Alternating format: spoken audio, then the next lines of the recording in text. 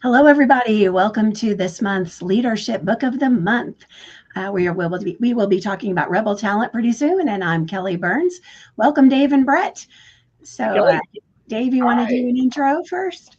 Yeah, thanks for joining us again, everybody. I hope everyone's having a good summer. So, Dave Lingerfelt, Rockhurst University. Happy to have everyone with us again for another great book discussion. Looking forward today. Hopefully it's been a good summer for everybody. Enjoy yourself. We've got the summer semester underway for me, and all things are going well. So happy to be with you guys today. Awesome. Hey, Bret. Hi, how are you? Good afternoon, everybody. Glad to be back here. We had our month off last month, so happy to reconnect everybody. My name is Bret Getzel. I'm an industry leader in food service distribution and protein supply chain management. Awesome. And we were off last month. I'll do a personal introduction first. Kelly Byrnes with Voyage Consulting Group. And we were off last month because of a health issue that my husband was facing. And I'm going to start with the end that he's doing great now. And in fact, today, right now, he is at cardio rehab. And so if my dog makes noises, I'll attend to her because I can't text him to come and get her. But he had an emergency that week of our, I think the day of our meeting. So we had to cancel at the last minute. So I'm very excited that everything turned out great and back in the swing of things now. So Good for you. yeah. Yeah, that always gets attention. So I know it's beyond our topic of our leadership book of the month, but leaders, listen to yourself, listen to your body, and when something seems wrong, make sure you get attention to it. So take care of yourself and pay attention to all those things. So Dave, you have an update other than summer semester?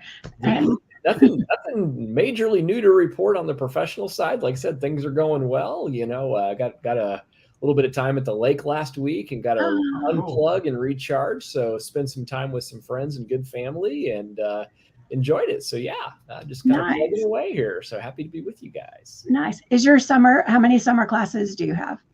Just a couple, so not overly busy, but this is a busy time for our dual degree program with the DO MBA students with the med school. So all of our med students are actually taking a full course load over the summer. So 10 to 12 hours for each student. So it's pretty significant. So actually, as an educator, people say, "Oh, you get summers off." I'm actually busier in the summer than I am in the fall and the spring. That's okay. There was no smoke and mirrors. They were very clear about that when they offered the job. So plan accordingly, and everything's good. Yeah, that's good. I have a couple classes this summer too. So I have leadership in the MBA program and corporate social responsibility. So yeah, both fantastic classes. Yes. And one's in person, so that's fun, and then one is asynchronous. Are yours all in person? Actually, to the contrary, they're all online. So, okay. Yeah. Oh, yeah, because they're not in Kansas City. They're not all in, right? Some of them are, but there's another campus in Joplin. So, for a while we tried to do this. Let's be, omnipresent. And then the pandemic hit, and we finally said this just wasn't working that well anyway. I'd have a professor finish a class on Tuesday at noon and get in the car and race to Joplin to be able to start in the next morning. We said, nah, this just doesn't make sense. So the pandemic did bring about some good drivers to change. Yeah. I tell people all the time there was that. And the other big victory was so many forms we do in academia for decades have been carbon copy forms. Oh my gosh. The goldenrod goes to HR and the puce goes to payroll and this goes to the registrar. And with the pandemic, when we could not physically do that, it forced us to go online. So our dean patented the phrase "never waste a good crisis." So I lean on that often. It forced us to finally catch up with reality on awesome. So that's awesome. Shout out to Miles, our dean. Yes. Way to go, Miles. Hey, Bret, how's an update for you? And I want to know about your mileage. Oh, it's not as near as good as it should be. That's for sure. So, as the frequent listeners know, I often like to weave little stories in about my daughters. And I had an interesting here last week where my daughter said, hey, one of her friends asked her, she said, what does your dad do? And her response was, it's so complicated, I don't think that you'd really understand it, which is true. What I do is pretty complicated. And I'll leave it at that for now. But the point I make is I'm just continually amazed at all the people that I interact with that have these Elon Musk type deals where they're CEO of Tesla and CEO of Twitter and Starlink and SpaceX, and it just goes on and on. And on the surface, you listen to that and it sounds kind of unimaginable. And then these people are part of nonprofits and they're part of boards. And the common thread about all this, since we're talking about leadership, is that these people are exceptional leaders, and these organizations would rather have a fraction of these people's time than none at all. And they recognize the impact that they have by multiplying their efforts and surrounding themselves with highly capable people. So the point I make is never shy away from stretching yourself, never shy away from contributing what little you can. And I know people always say, give 100%, but you'd be surprised on how many people that are in that category of executive that are spread extremely thin across multiple endeavors, and they really do quite well doing that. A little update on the Scavuzzo's Team Member Development Initiative. Recall that was our book club that we're doing. So we are in the middle of our third book, I believe. We are finishing up chapters 9 and 10 of Jocko Willnick's Extreme Ownership. So I did a steal away from our discussion boards at Rockhurst, where we have online discussions, and we used Trello board, which is really a project management tool. But we built pages and people answered questions, and did that for the first 2 books. And people said, hey, change it up. So 2 weeks ago, we recorded a conversation almost exactly like this using Google Meets, and then posted that. So that was kind of cool. This week, in fact, tomorrow, I'm hosting a town hall and covering principles 9 and 10. So just really trying to take a different approach rather than every week doing kind of what you and I would know as the discussion board format. So we'll finish up book 3. And then I don't know if you guys are familiar with this one. There's a book Chris Voss wrote called Never Split the Difference. He was formerly the lead hostage negotiator for the FBI. So for all of the people in our business that are required to do negotiations, primarily purchasing, marketing, and sales, we'll be doing that. We're trying to do one book every other, or flip-flopping, I guess, one book that's for everybody in the company, personal development, capacity development, and then one that is more sales and negotiation driven. So that's moving right along, and I've got a long list of books that we'll be covering, and really excited to see where that goes. So I wanted to make a point, if I was a listener, I'd question, why Kelly, Dave, and Bret do this. And we have our why statement. We'll get to that at the end. But for me personally, and again, this is just my personal statement, it's about making as many leaders as I can. I'm a big fan of Grant Cardone, and for anybody who's followed him or watched his stuff, he makes the statement, hey, my job, I've made millions, not me personally, but Grant Cardone, and he already has his fortune, and his goal now is to make everybody else as wealthy as they can. Berkshire Hathaway CEO Warren Buffett, he's got this saying that said, hey, the definition of being wealthy is being able to do business only with people you like. And I think that is just so cool. And so my goal for everybody is to say, hey, why am I doing this? I want everybody to be a leader. I want everybody to be fulfilled. Nothing would make me happier than for everybody that I come into contact to be wealthy, and that you can all do business with people that you like. So kind of lofty goals, but I thought that was pretty clever. So, my last point here. So have you ever noticed how disciplined people seem to repeat the same things again and again and again? And I thought to myself, are we boring or are we disciplined? But I think it's a little bit of both, probably. So I was preparing for this month's conversation, and I was reflecting on what had transpired since our last book. And this thought struck me. I was in Iowa with a customer, and he's a CEO of the company. He's an electrical engineer by trade, has a master's in business. And inevitably, I'm telling my story, sharing my journey, trying to gain some credibility. And these book things that we do, this deal with Kelly and Dave, I mean, it is part of who I am. I can't tell you that there's ever a conversation or engagement that I come into where I don't talk about this. It's really that pivotal. And I don't know if you guys have Googled your names, but if you Google your name, these things come up. And I always tell people that if you don't know me, you don't trust me, Google my name. And if they do, this is what they get. So what's the point? The CEO, I'm sharing this with him, and I'm talking about our books and what we're reading this month. And so he says to me, well, we actually made the book called How to Get an A in Life, a cornerstone of the culture of our company. And we did kind of an executive leadership study on that book. So me being who I am, right, I pick up my phone in the conversation, go to Amazon. The book isn't on Amazon, which shocked me. I could not believe that there was a book that wasn't on Amazon. So I went to another reseller and found it, and it was listed, I think, for $114. And And I thought, you know what? I don't really want to spend that much money on a book. I was able to find it for $41, and it came to my house. It's 500 pages long. Oh, I was going to bring it today to show it on the camera, but Yeah. it looks like the King James Bible. It is a big, big book. So Wow. I think I know I told Kelly and Dave, but I won't be able to be here next month because I'll be at a conference. So I'll have 2 months between this conversation and the next one. So my goal is to knock that one out. So I'm both excited to tackle that one. But, I wanted to begin this segment by how frequently we run the same play and how many times the same things happen. All the books that I get are generally referrals. They're recommendations. Somebody's read them and found value. And just by making this a talking point, it's almost like a coffee table icebreaker type thing.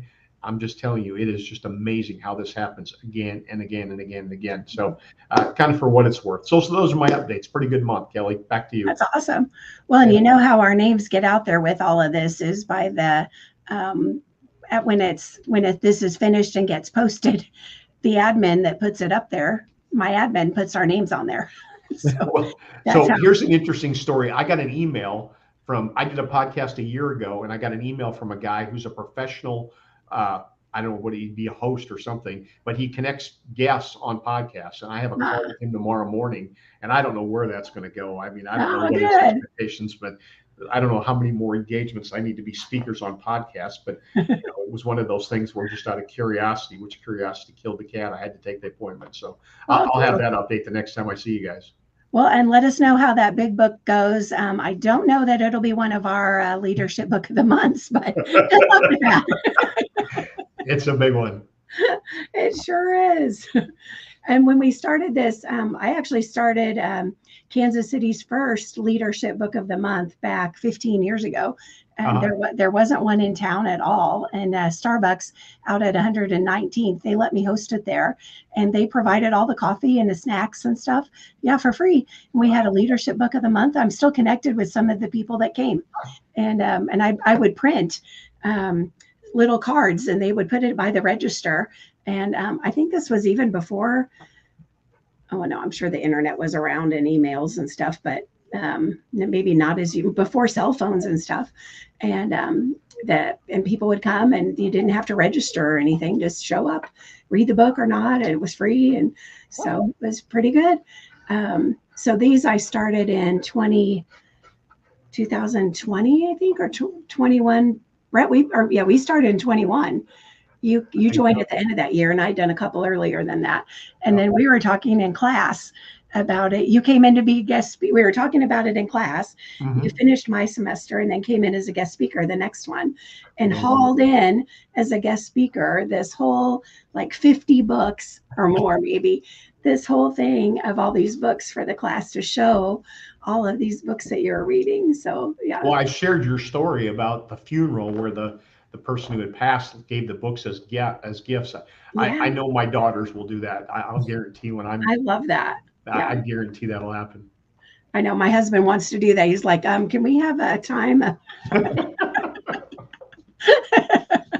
Okay, so let's talk about this book. So Rebel Talent. So here's my copy, and I know they have a different cover on them now. And I forgot to look up the cover if it has a donkey on it or something. The newer edition. The same one you do. Okay. I saw it's the same one by Francesca Gino. She is a professor of business at Harvard. The book came out before the pandemic, came out in 2018. The subtitle is Why It Pays to Break the Rules in Work and in Life. So I'll do an overview of the author. Well, that's kind of her overview, really. She is a professor of business administration in negotiation, organization, and markets at Harvard Business School. She also does, she's involved in Harvard Law School with negotiation, and the Kennedy School there as well. And she's done speaking and consulting with a variety of organizations, including Honeywell, Bacardi, Disney, P&G, and the Air Force, Army, and Navy. She's won some awards for being top 40 business professors under 40, the 50 most influential management thinkers by Thinkers 50. And she's been published in a variety of different journals and business organizations or business publications as well. New York Times, Newsweek, Scientific America, Psychology Today, Wall Street Journal. Okay, so what's your general thoughts about the book? Dave, I'll go to you first. Yeah, so I might have a different opinion than probably others, but as an academic, I enjoyed it. There was a lot of case studies that the author referenced throughout the text. If you're a person that kind of likes hearing about the detailed facts and data behind a given study, this is probably definitely a book that you would enjoy. So yeah, I enjoyed kind of hearing the experiences and some of the stories that the author talked about how she managed the classroom environment with some of her, MBAs that, imagine if you come to Harvard for an MBA, you might have that a little bit of arrogance to you, maybe, don't know. So I thought it was interesting, some of the tactics that she employed and that sort of thing. So I found it to be a good book, and I'll caveat with probably not a book that everyone would share that same interest. I based that off of, as I shared this with some other people, they're kind of giving me funny looks like, okay, sure. Sounds good, Dave. Okay, Bret, share your thoughts. Yeah, I made my note. I knew Kelly would ask us for recommendations. That's kind of standard data for our monthly conversation. I got to confess, not every book I read is a winner. In fact, the 3 of the last books I've read over the last 2 months were underwhelming at best. And they weren't books that we covered here. As I've said before, each of us read many, many books that we don't ever get to here. And some of them, we've got relatively high standards because we do read so much. So I like to say, I think we set the bar pretty high. So, and where I was going with that is that we recalled Indra Nooyi. We did that one, which was a very, very good book. And her opening was, hey, the book that I wrote was not the book that I started out to write. She wrote My Life in Full, but the initial path she started to go down was a topic that she found was already been highly covered and highly written on. And she said there was really no new material there. So kind of the way I felt about this book, as I read it, I said, hey, what is the new material here? What is new and interesting? What's earth-shattering, groundbreaking? Because what I found, to Dave's point, a lot of case studies, a lot of research, or a lot of surveys, a lot of previous research, but really nothing new. And I kind of looked at it from the standpoint, and I went back and reflected on all the books that are posted on Kelly's website, which is a great resource for everybody, and found that outside of the psychology, the persuasion or influence of psychology persuasion, written by Dr. Cialdini, he's a Stanford professor. Most of the books that at least I personally like were written by people from industry. Liz Wiseman, Kim Scott, Gary Keller, John Mackey, Hubert Joly, Jocko Willink, Indra Nooyi. None of they all did some teaching. They were all I don't know what they call it, but they were guest professors, and they all did some of that. But for the most part, they got the material that they wrote on from industry. So, my thought went to, when you're an academic, I'm sure there's considerable pressure, and I'm not, so I can't relate to publishing scholarly works, books, and you go out and try to generate as much content you can, and cobble it together in a book. You can check the box, say, hey, I got published. So I went back, and I'm showing my age here, right? I'm going to do the Ebert and Siskel thing, 2 thumbs down on this one for me. So that's where I'm at on that one. Yeah, thanks for being honest. We had our pregame like 15 minutes before we came live, but we don't have to always agree, and we don't have to always love every book, and every book doesn't apply to everybody and all of that. So your take on it, I think, is relevant and realistic, really. And I thought the same thing. I love the data and the statistics, but even I got a little bit annoyed at it, that I felt like it was over justified. And I wondered, were there any points that were relevant or were from experience that were, here's my take, and give, like it or not, but here's my take. And, I don't know. I didn't go back and check, but yeah, I kind of felt that way about the data after a while. It was a little overwhelming. And then some of the cases, I read Harvard Business Review almost like the King James Bible. I read Harvard Business Review more than I read the Bible. Oh my goodness. So that's probably something I should work on. But I was familiar with a lot of the cases in there, not all, but some. But let's go through. So toward the end of the book, she gives 8 principles. So the book is an easy read. While she does refer to a lot of studies, it's a couple paragraphs about the research. It doesn't go into tons and tons of the data in the book. There's references to that in the notes at the end if you want all of that. But I think it's the way it's written is a really quick read overall. So if you, and then you can skip some of the stories or examples that you're not particularly interested in. And then toward the end, she summarizes the chapters and the cases in 8 principles of rebel leadership. And the first one was seek out the new, which that seems kind of obvious for a rebel. You're not going to do everything the same old, same old. Sure. The second one was encourage constructive dissent. And I do think that's a good one for leaders to really make a point to work on, because a lot of leaders don't want to have constructive dissent and don't like that and get their feelings hurt and maybe egos bruised a little. And so I think being open to that, encouraging that is a good thing. Do you guys have thoughts on that to share or ideas? No, I think that's good. Yeah, I think I've got a note down here about groupthink, which is what you're referring to. And yeah, it can definitely stifle initiative and stifle change within an organization. And obviously, if you're not changing, you're going to keep getting the same output. Yeah. A lot of times I work with a lot of high performers, and they'll tell me they want to do that, but nobody will give me any feedback.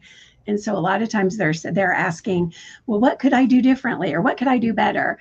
And people are hesitant to give constructive feedback sometimes because these people are high performers. So they're not going from low to high. They're going from like here to here. Mm-hmm. So a plus delta is a good tool. So if you're looking for something, you can ask people, well, what's one thing you liked about what I did? So that's the plus. And then delta is the change. What's one thing I could change next time, or what's one thing to consider changing next time? So yeah. Plus delta. So it's a good way to encourage constructive dissent. And one idea. Okay, another one is open conversations. Don't close them. Rebels are willing to keep their minds open. Oh, this was the one, Dave, we talked about beforehand. She talks a lot about Pixar, and everybody knows the general about that company, but she shares about, I think it was Monsters, Inc. that was the only, it's back in there and not in this little section, but there's only one line in the movie that was in the script originally. So they do such a great job of encouraging or of opening conversations, not closing them off. And sometimes companies can be so good that new people that join feel like they just have to go with the flow, so they don't speak up or say anything. It's true. Yeah. Anything on that one? Nothing? Okay. Our favorites were the ones coming up. Okay. The next one was reveal yourself and reflect. So rebels focus on their strengths. So they're not, so sometimes people just focus on weaknesses. So they're not doing that, but focus on their strengths, but they are aware of their weaknesses, and they work on surrounding themselves with other people that are good at other things so that they can focus on their strengths. So they're not hiding their weaknesses or shy about that. So they're not trying to pretend to be something that they're not. So I think that was kind of the point of that one. Mm-hmm. Well, it's interesting. I always try to take something out of the book, and I'm guilty of this, right? When you're coaching somebody, what do you focus on? You focus on their weaknesses. And when I read that material, I kind of stepped back and took a minute to say, you know what, there's a point there. I mean, if somebody's really good at something, let them do more of that and eliminate maybe the things on their schedule or the things on their to-do list that they aren't good at. And you're saying, hey, I need you to do these things. You're not good at them. Well, let's give them to somebody else who is. And like I said, I always try to look for a little nugget that I can say, hey, when I read that book, I'm going to be better for it. I'm going to change. But I really took that to heart. I think that's probably a miss for a lot of people. Yeah, I get that, and I agree. But to the other end, I feel like sometimes as leaders, what we can often hear is, we almost use that as a scapegoat as well, right? Well, I'm just not good at that. Can you get, well, my follow-up is, and with students as well, what have you done to develop that? Have you tried it all? It's just not as easy as saying, well, I'm really bad at that, and she's really good at it, so maybe she could just do all of that. So, that's a tough one. Yeah, really good point. It depends on what it is. Mm-hmm. So like every job includes things that you don't like, and Yeah. suck it up, honey, and get good at it. Like You know, don't get to be bad at presentations in business today. Like learn to be better, and That's true. you don't get to, you get to suck and your teammates do all the work. No, we're not having that.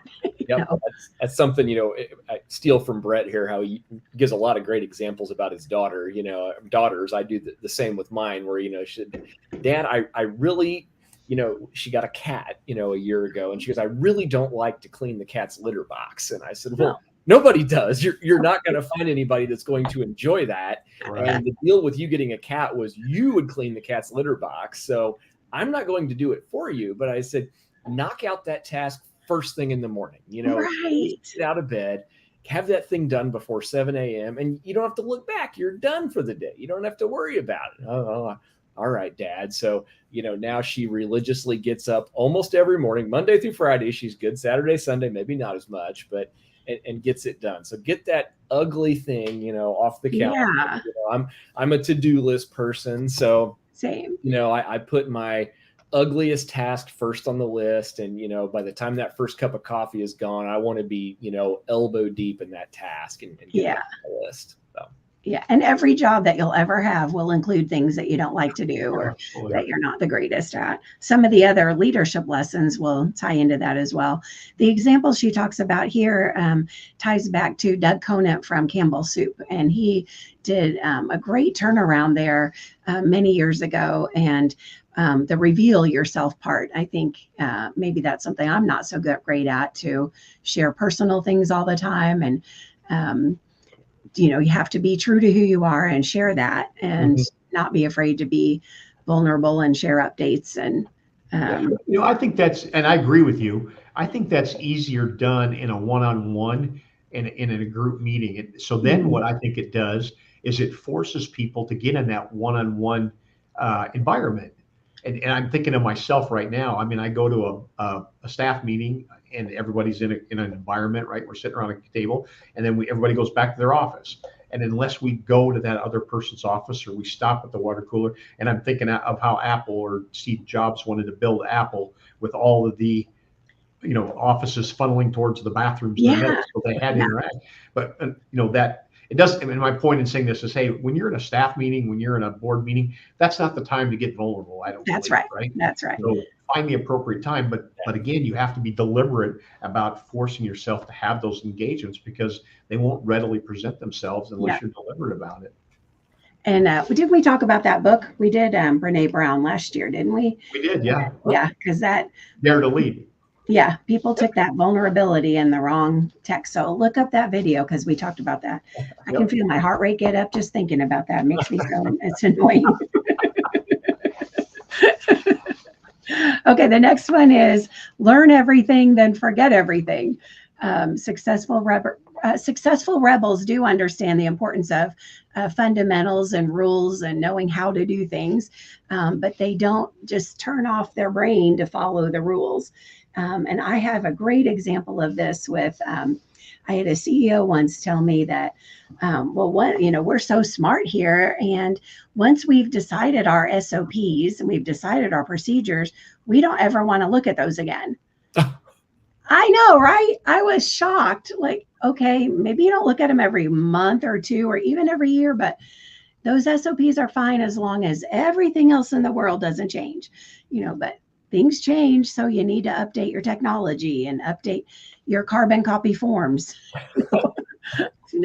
That was so backwards to me, that just to learn everything, just follow the rules because those are the rules. Yep. Like, no, I think know the rules and then know when other things change and should be considered. Yep. And absolutely.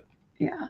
Okay. So then find freedom and constraints was another one. So people think they can't innovate because of constraints and rules. So understand what those are. And she uses the example of Captain Sullenberger that landed the plane in the Hudson River several years ago.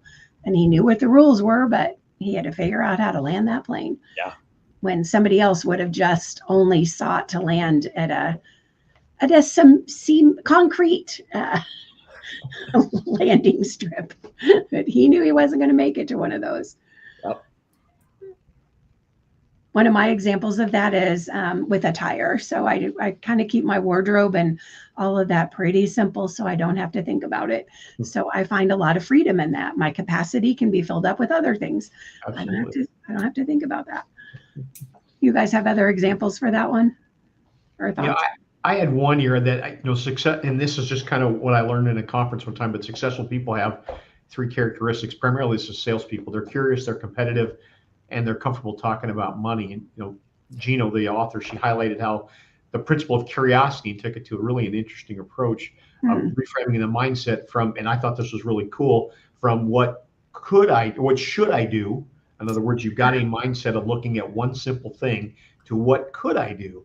And it's one word, you change one out, you change out should or could, but now all of a sudden you've opened up literally any opportunity or any possibility to you. And we had this little thing going on, our CEO here at the company, it was a finger and thumb exercise, and it illustrated so many different principles. And everybody said, well, okay, this is how I'm supposed to do it. And we had a young individual in the company who just took an entirely different approach, and his performance was literally double what everybody else's performance was.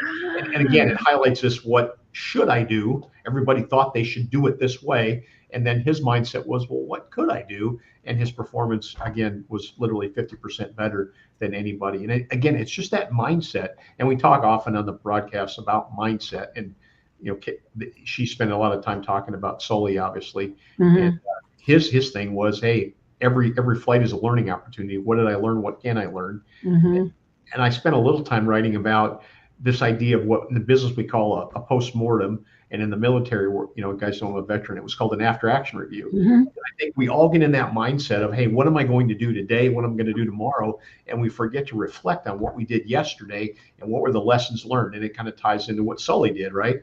I flew this plane, and what did I learn? How did I benefit from it? Granted, I moved the plane and the people from point A to point B, but there had to be some residual benefit to that. And again, it's that whole idea of the postmortem. And a lot of times people don't do, companies and teams don't reflect on, they don't do an AAR after difficult situations or when the client wasn't happy. They just want to bury it, get it over with as soon as possible, when you should do those AARs after the good ones and after the bad ones and share the lessons so people can learn and change whatever you need to change. This one, one of the big ones, I won't go into the story, but, just real quick, I'd kind of got, called in as a young manager for something I had done. And my executive said, well, why did you decide to do that? And I looked at him and I said, you didn't tell me I couldn't. And it ended up having a good outcome. And I said, well, point to the rule book here where it says I couldn't do that. And he's kind of looked at me and he said, you're right, but don't do it again. So, so that whole, you didn't tell me I couldn't. So I went ahead and did it. Okay. I would love to hear that story, but in the interest of time. Okay. Our next one, I know Dave loved this one, lead from the trenches. So rebels take on roles that people wouldn't expect them to take on. So Dave, what are your thoughts here? Yeah, this one, having, come up, from a individual contributor with, my first corporate job. And even prior to that, in college, working various odd jobs, construction jobs, literally being the guy holding the shovel. One of the things that always said a lot to me was what was the boss doing? Was he or she willing to pick up a shovel? In some cases that was literal. You literally need to pick up a shovel. But when I became corporate, one of the jobs that we had to do in the training and development org that nobody cared for was, as new hospitals would come online with our software and go live with it, they would want a bunch of us to go on site and be there to literally support the end user. So you would work 12-hour shifts. You would stand in the nurse's station.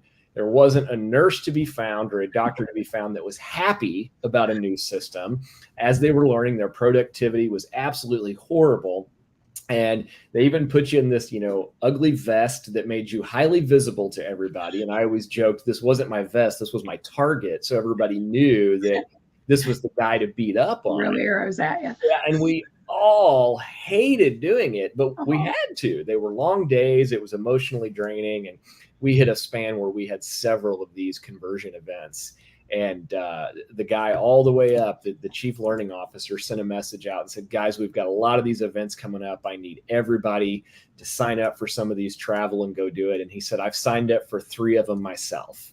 And he did. He came out of the glass office. He got on an airplane and, he went. You'd think that someone at the sea level would go to some cooler places like California or Florida. No, I think he went to Iowa, Nebraska, and Michigan. Oh, wow. All in the winter. So, that was definitely one of those lead from the trenches moments where it's like, okay, when I compare this to, what got talked about in the book, you mentioned Kelly, the Campbell CEO.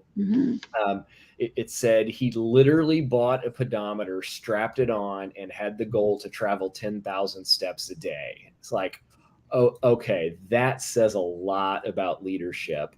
I've been in jobs where it's the exact opposite, where I go, do they ever come through here? Do we ever see the boss? So yeah, that's a big one for me. And I try to encompass that as well in my leadership is, be willing to do the jobs you're asking people to do if it really necessitates it. Yeah, that's a good one. Bret, you want to chime in?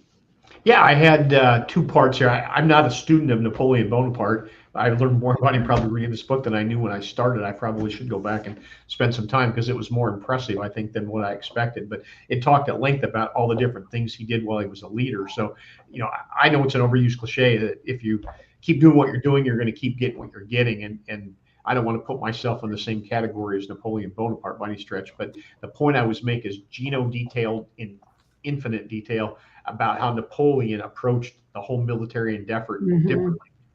He had seen it, he'd studied it, and this ties into many of the points that she made about education and then leading from the trenches. I thought that was particularly interesting.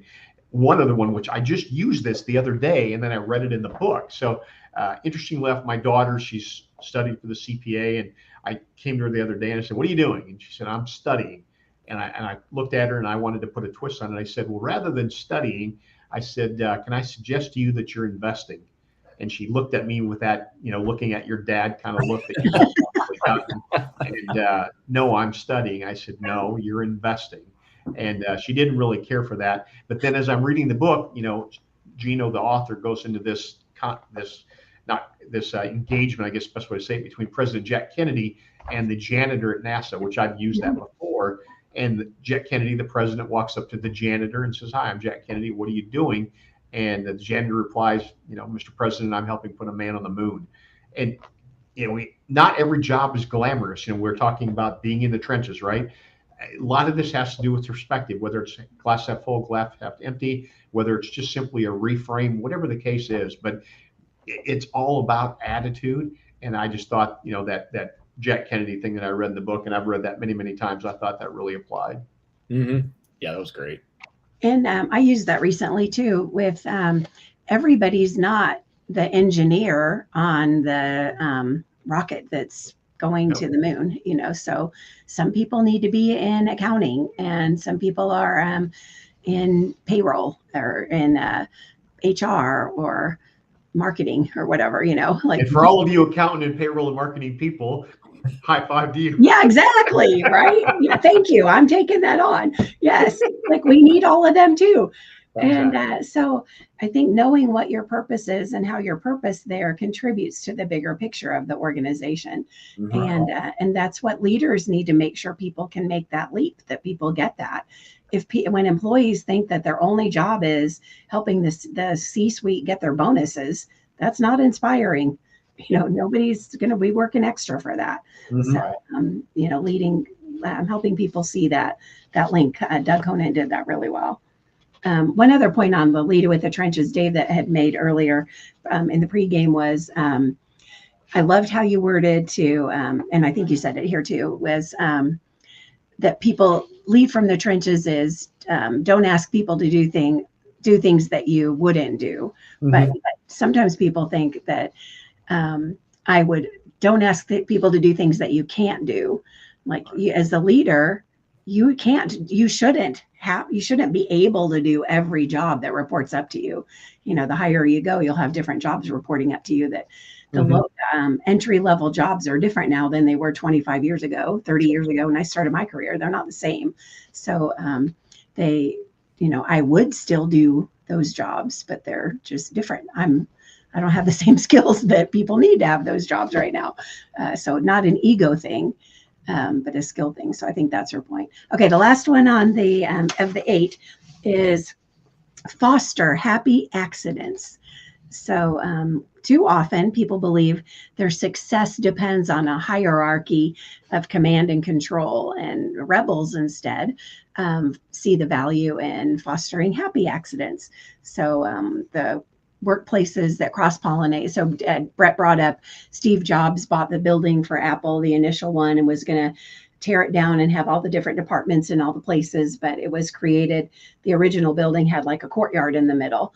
And so he kept that and had that be where the break room was and the coffee machine and all the different things that everybody would use, the copy machine, so that then everyone would gather in the center. So Dave, do you have an example there? I think you said you liked that one.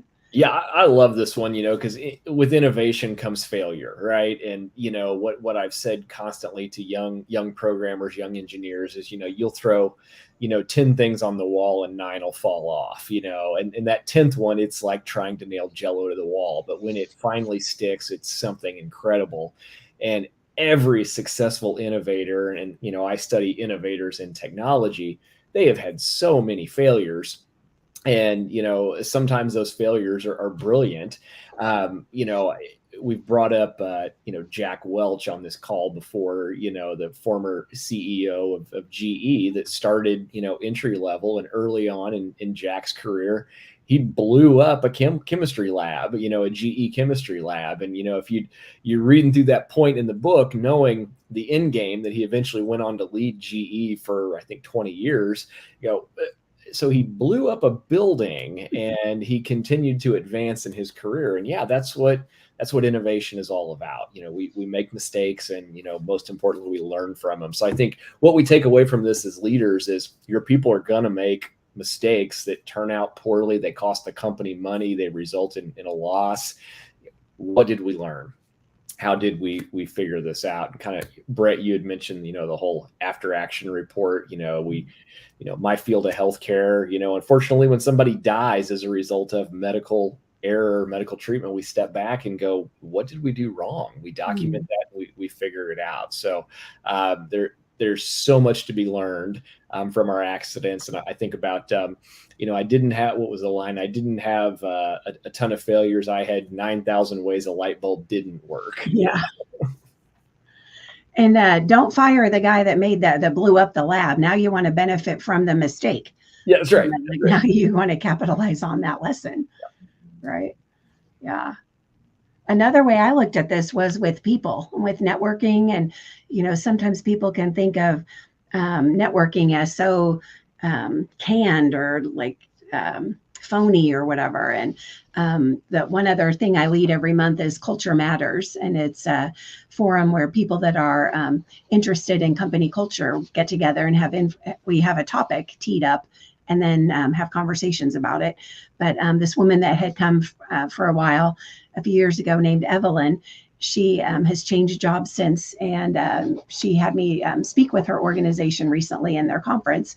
And so at the end, she shared how somebody else was attending who had been at Culture Matters, and she'd worked with them, and that person's another person in that connection. And she just went on about how these happy accidents came out of Culture Matters.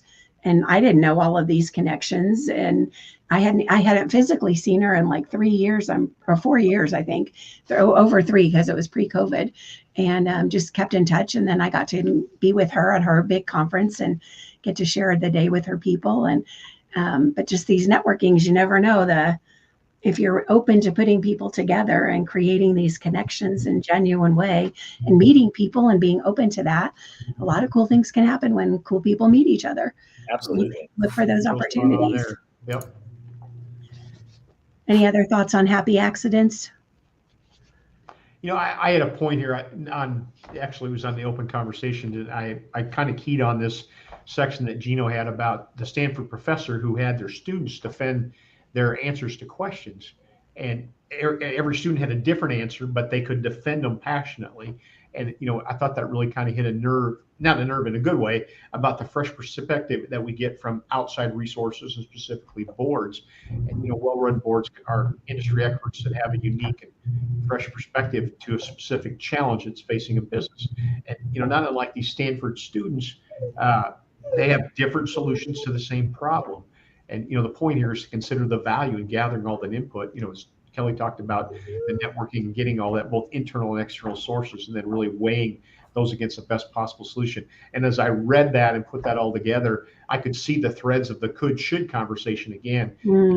Again, it always goes back to that having an open mindset versus closed, and getting outside influence and outside perspectives.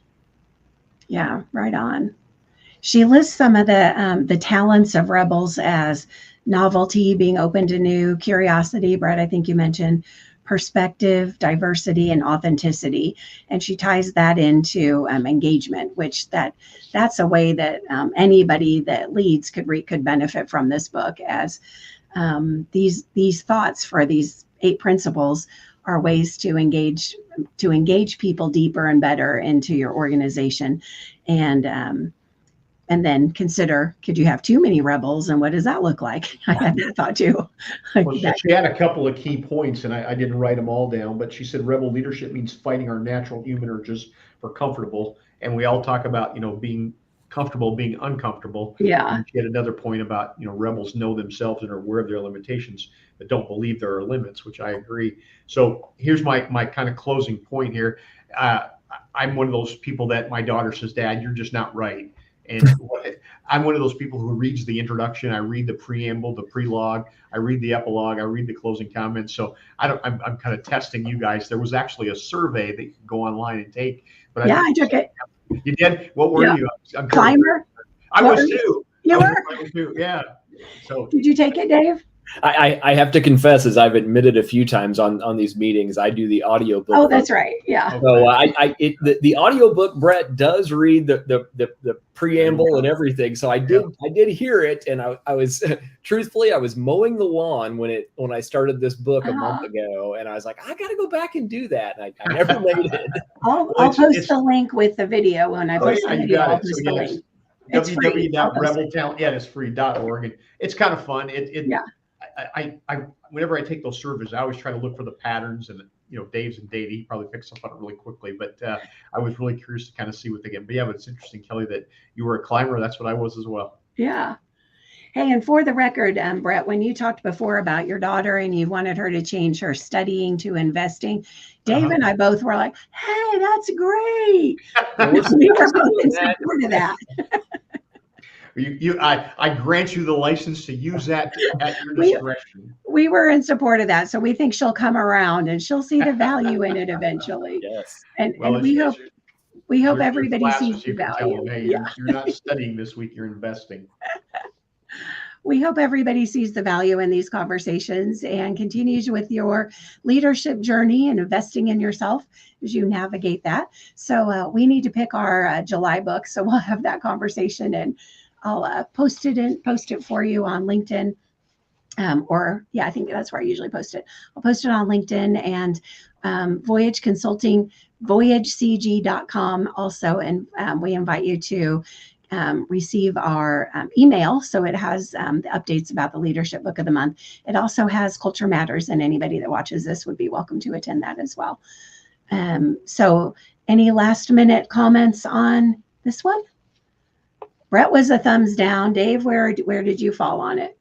Again, I enjoyed it. I'd give it a thumbs up, admitting, my own preferences in this sort of thing. So I actually kind of did make some notes of some of these studies I'll go back and reference. And, Kelly, to your point, in our business school, we lean heavily on Harvard case studies. So Harvard Business Review is something we leverage quite a bit. Mm-hmm. So good book, but again, they can't all be winners for all people. So for me, it was good. Not the same for everybody. So. I think it's worth a look, and I also think it's worth people taking that assessment. So, Brett, I'm glad you reminded us of that. Yeah. So, thank you, Brett and Dave, and thank you everybody for joining. And we'll look forward to talking with you next month. Thanks, everybody. Bye.